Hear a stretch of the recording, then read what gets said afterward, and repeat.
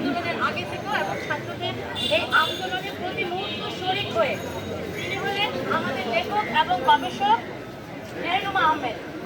রেহনুমা আহমেদ এমন একটি নাম যার কোনো প্রতিষ্ঠান লাগে না সত্য কথা বলবার জন্য। রেহনুমা আহমেদ। বোন ভাইয়েরা, অবশ্যই পদত্যাগ তো হতেই হবে, বিচার হতেই হবে, হতে হবে হত্যার, বিচার হতে হবে লুটপাটের, এবং দেশকে গৃহযুদ্ধের মুখে ঠেলে দেওয়ার বিচার হতে হবে।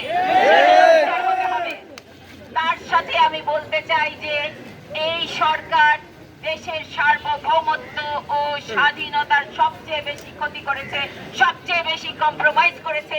এই সরকার দেশে ফ্যাসিবাদী সরকার, ভারতের কাছে পুতুল সরকার। এবং সেই জন্য আমি বলবো যে ভারতের মোদী সরকারের কি পরিকল্পনা, কি চক্র, কি কুচক্র, সেটার ব্যাপারেও আমাদের সতর্ক থাকতে হবে। কোনোভাবে যাতে সংখ্যালঘুদের কোনো আক্রমণ না হয়, আমাদের সতর্ক থাকতে হবে। আমাদের ঐক্যবদ্ধ যে বন্ধন, সেটাকে ঘুরিয়ে দেওয়ার জন্য নানা ধরনের চক্রান্ত কিন্তু চলছে। আমাদের সেগুলো রুখে দাঁড়াতে হবে। সবাইকে লাল সালাম, বেগুনি সালাম, ধন্যবাদ। একসাথে থাকবো। আমরা এমন একটা সময়ের মধ্যে আছি যেখানে নিজ দেশে আমাদের পরবাসী হয়ে, পলাতক হয়ে, কখনো সন্ত্রাসী হয়ে নানান পরিচয়ে আমাদেরকে লেবেল করা হয়।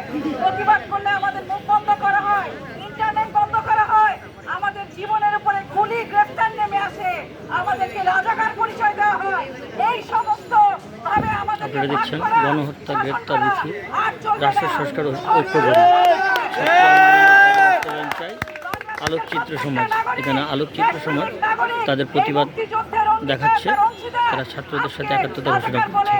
বিএনপি বলে আমাদেরকে ঐক্যবদ্ধ থেকে বিচ্ছিন্ন করা যাবে না। বন্ধুরা, এই পর্যায়ে আমাদের সামনে বক্তব্য রাখবেন তাজুল ইসলাম, একজন অভিভাবক। এরপরে আমাদের মধ্যে কথা বলবেন সাইফুল হক অমি এবং শহীদুল আলম। আমরা সাইফুল হক অমি এবং শহীদুল আলম